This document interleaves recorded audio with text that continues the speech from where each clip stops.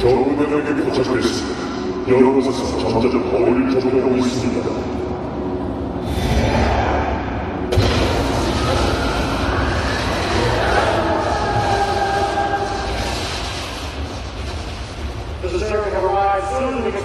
They're using their dinosaurs to create a beachhead, and they're sending Zerglings against us. Notice how we're using our stalkers to blink away from these Zerglings. This is an example of how very skilled players will use the stalkers blink to great advantage. Unfortunately, there are simply too many Zerglings, and our stalkers are quickly overcome.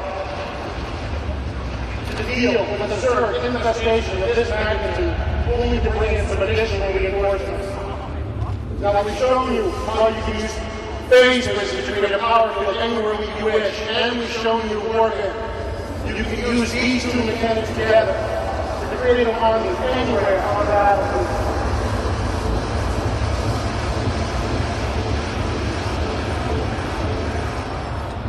Elevate higher.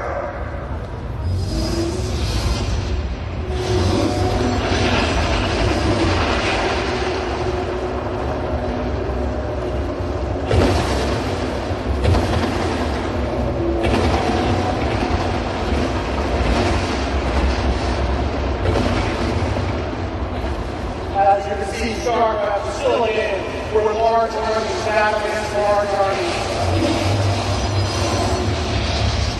Now, operating zealots will hold the line here for a short time, but they can't last forever against this many Zerglings. In order to survive this attack, we'll need to bring in some additional firepower. And these are the Colossus. The Colossus uses its long legs to step down cliffs. And he has a special beam that sweeps back and forth across the battlefield. This makes the Colossus a powerful weapon against small, swarming units like these Zerglings.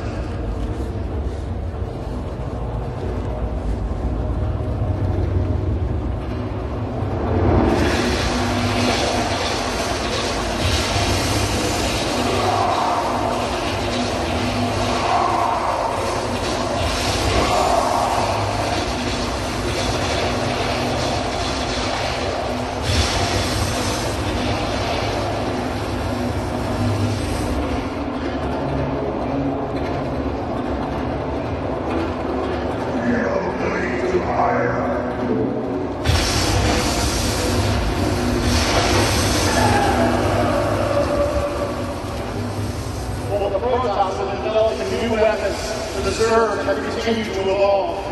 You notice these Zerglings are mutating into Baneleys.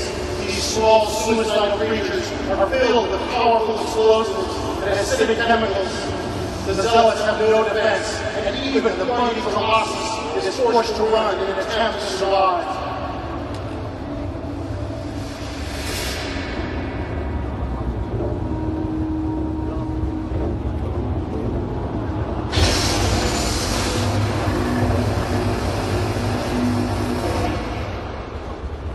Colossus is using our new eye system to step up and down this cliff. This is just one example of the types of technology we're adding to Starcraft2 to make the game look more dynamic. While our Colossus is very dangerous against ground forces, it's much more vulnerable to an aerial counterattack. These mutants will quickly destroy our Colossus and then go on to attack our base. We'll need to bring in our new air superiority fighter. This is the Phoenix. The Phoenix has a special overload ability that he can use to attack all nearby enemy fires. Unfortunately, once he overloads, the Phoenix shuts down for a short time. He can't move, he can't fight, and then he's very vulnerable to counterattack. In the hands of a skilled player, the Phoenix can be extremely deadly. If you overload at the right time against the right enemies,